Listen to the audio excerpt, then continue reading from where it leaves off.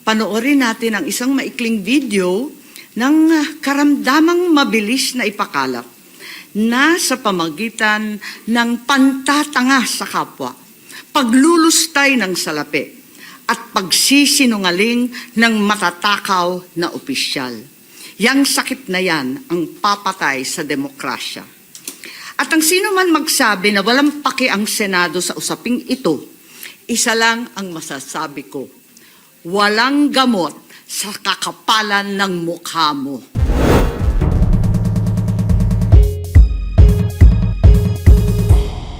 The two Senate resolutions that I have filed, 902 and 903, first, 902 directing an inquiry in aid of legislation into the alleged payoffs and misrepresentations in the signature campaign for the People's Initiative. Secondly, 903 directing the committee to conduct an inquiry again in aid of legislation into the efficacy of Republic Act 6735 in providing for a system of initiative and referendum. After news reports of the Speaker of the House of Representatives blatantly stating they were addressing the procedural gap and as to the amendment of the Constitution through a people's initiative single-handedly in order to cure the impasse.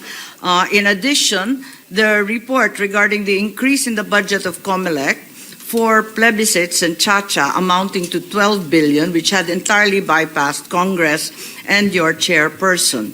In addition to these Senate resolutions, also referred to the committee is the privileged speech of Senator Ronald Bato de la Rosa, which he delivered on 23rd of January, called the Politicians' Initiative, PI, including all the interpellations and manifestations therein. So with that, we have set the agenda, and by way of opening, nais ko lang sabihin na kung minsan may mga sakit na kapag ginamot at biglang nawala ang sintomas, akala natin wala na. Akala natin magaling na yung tao.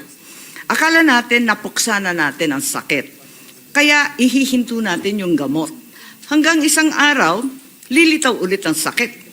Isa na siyang mas malakas na karamdaman at bago pa natin maagapan, huli na ang lahat. Ang sabi ng COMELEC, hihinto na sila sa pagtanggap ng pirma hanggat hindi na ay aayos ang ilang teknikalidad. Anong teknikalidad? Yung mga pirmang naipasa na. Paano? Anong bagong pamantayan ang gagawin nila? Kung aatras at nagbago ang isip ng tao, anong gagawin? At marami pang ibang tanong. Maaring masaya tayo ngayon dahil akala natin na pagpahinga na natin ang usapin ng PI nila. Pero hanggat hindi natin ito naihihimlay, babangon po muli ito upang maging multo. Nakakatakot. Panoorin natin ang isang maikling video ng karamdamang mabilis na ipakalat na sa pamagitan ng pantatanga sa kapwa, paglulustay ng salapi, at pagsisinungaling ng matatakaw na opisyal. Yang sakit na yan ang papatay sa demokrasya. At ang sino man magsabi na walang paki ang Senado sa usaping ito, isa lang ang masasabi ko: walang gamot sa kakapalan ng mukha mo. Panoorin na po natin. Ay, hindi pa ako sa ngayon, ma'am. Bakit po? Kasi baka mamaya yan yung gamitin nila para humawa yung kanilang termino. Hindi kayo pabor sa ganon? Hindi po ako sa ngayon, ma'am eh. Ano ba yung charging? Siguro na lang kasing konstitusyon eh. Kaya wala akong ideya. Kasi narinig ko sabi daw, yan yata yung stand ng parang walang eleksyon. Yun ba yun? Wala kaming alam noon, basta ano lang kami, nagpirma lang. Nagulat nga rin ako eh, bakit pirma? Ano to? Para sa ayuda ba to? Sabi nila, oo daw. Tapos nung ginabukasan, nalaman namin, hindi pala ayuda yun. Chat-chat change pala yun. Ibig sabihin, walang eleksyon. Dapat talaga, pag-aralan mo na yan. Di ba? Hindi kasi basta-basta oo lang tayo ng oo. Kailangan may alam din tayo. Di ba? Ayoko talaga.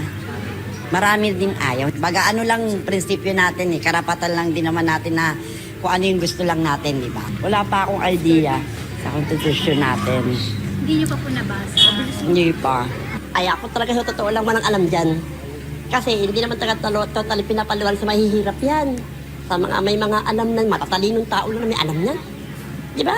So yung konstitusyon na yan, kanila lang yan. Hindi natin alam mahihirap yan. Definitely, yung opisina niya ang nag-alok ng 20 million kada distrito. Definitely, nanggaling sa kanila yung very attenuated timeline. That is baseless, prove it. Kasi maraming marites nang lumalabas yan sa Senate eh. A lot of speculation. Ayuda kapalit ng pirma. Pumirma ang ilang residente sa Quezon City sa inakala nilang ayuda ng lokal na pamahalaan. Ang nag-utos si House Speaker Martin Romualdez. Umiikot ngayon sa ilang barangay ang form na ito na lumilikom ng pirma sa mga botante kapalit ng 100 piso. Yung form na ito, para ito sa kinakalap ng ating mahal na congressman na signature campaign. May pangako, bibigyan sila ng ayuda kapalit ng kanilang pirma. May na-monitor din ganitong gawain sa iba pang barangay sa Quezon City. Kasama sa mga pumunta ang 57 anyos na itago natin sa pangalang Ana. Pinapirma sila sa isang papel. Tinanong ko kung ano yun. Ano daw, ayuda daw. Pagkakaalam ko, 3,000 eh. Hindi na raw ipinaliwanag pa ang tungkol sa nakasulat doon. Kahit pa tinawag na mismo ng Pangulo na mapanghati ang pangangalap ng pirma para sa Chacha, tuloy pa rin ang pagkalat ng petisyon sa ilang lugar sa probinsya. Sa Angono, Rizal, ipinakita sa akin ng isang barangay captain ang natanggap niyang kopya ng petisyon na galing daw sa lokal na pamahalaan. Kalakip nito ang dokumentong nagpapaliwanag sa hinihinging amendment. Naobserbahan ang pangangalap ng pirma sa mga residente mula sa Barangay Piniahan sa District 4 ng Quezon City. That's what I'm saying. I offered the word July. I did not refer to somebody's documents. But why do I have to confirm something that I already know? Ang nag-utos si House Speaker Martin Romualdez. Sana, yung mga kaibigan natin sa Senado, imbis na kung anong pinag-uusapan, keso PI, keso anong arbis, tapusin na lang yung trabaho nila. Tutukan na lang yung trabaho nila. Parating tayo porque tapos na yung trabaho natin eh. Huwag mo na may didistract dito sa PI. Wala kayong pakialam sa PI. Wala kayong pakialam sa PI. Wala kayong pakialam sa PI. Kayo raw po yung nag-offer ng 20 million per district in exchange for the signatures. That is baseless. Siguro, kausapin mo na lang siya. Magmamarites siguro, nakikinig sa mga marites. I'd like her to prove it and she has the proper means and ways she can go to whatever court or agency to formulate. Is charter change a priority of the Speaker? Well, it was the Senate already who came up with that. And I believe they had a dialogue. The Speaker, the Senate President, was in front of the President a couple of weeks ago. Huwag mo na may didistract dito sa PI. Wala kayong pakialam sa PI. Wala kayong pakialam sa PI. Wala kayong pakialam sa PI. Well, it was the Senate already who came up with that. As you know, 3 modes to amend the Constitution, but we have had problems in addressing it. We are thinking right now of addressing the procedural gap or question as to how we amend the Constitution. And that's either we vote jointly or separately. We'd like to have that resolved by and through a people's initiative. And that's either we vote jointly or separately. We'd like to have that resolved by and through a people's initiative. Nang makapanayam si Speaker Romualdez, itinanggi niyang iniutos niya ang pagsasagawa ng People's Initiative. And that's either we vote jointly or separately. We'd like to have that resolved by and through a people's initiative. And through a people's initiative. And through a people's initiative.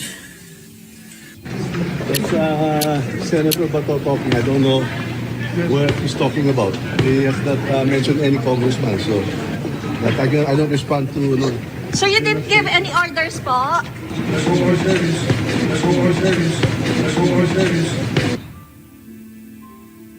Si Senate Majority Leader Joel Villanueva nanawagan naman sa publiko na i-report ang mga umano'y suhol kapalit ng pirma para sa charter change.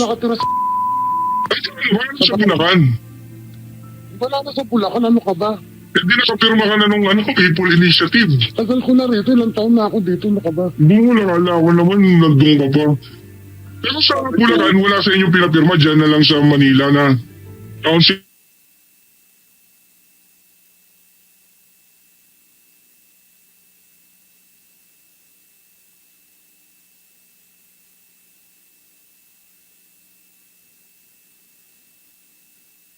Wala sa Bulacan. Wala na sa Bulacan, ano ka ba? Hindi nakapirma ka na nung People Initiative. Tagal ko na rito, ilang taon na ako dito, ano ka ba? Hindi mo nakala ko naman nandun ka pa. Pero sa Bulacan, wala sa inyong pinapirma dyan na lang sa Manila na council na nagpapirma. Council lang ang mga may pera yun, ano ka ba? 2,000 rin yun. Magkano? Oo. Pero yung 2,000 mo, palit noon, sa lahating tabang bigas, bibilin mo rin sa kanila. 950 plus po.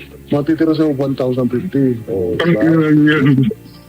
Walang kahirap-hirap. Pero make sure lang talaga pipirma ka dun sa gusto nila. Oo, so ganun lang. Kaya para pwede naman nilang bigay yung 2,000 tsaka yung bigas.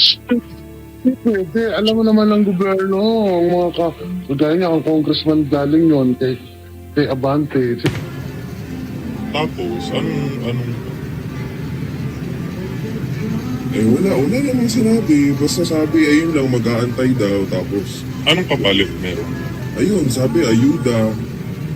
Kasi nung huli, merong pabigas, may pa-grocery. cash. Wala namang nabanggit kung may mga cash na ganyan. Ang sabi lang, ayuda. Ayun, ganun lang. Pumirma ako pero hindi naman nila pinawalan kung ano yung ibig sabihin ng... Ano may pinirma? Hindi mo alam kung ano yung Hindi ko alam talaga eh. Sa sa charger change. Wala. Ba't ano ba ang sabi sa'yo? Kaya sabi sa akin, pirma ka lang dito.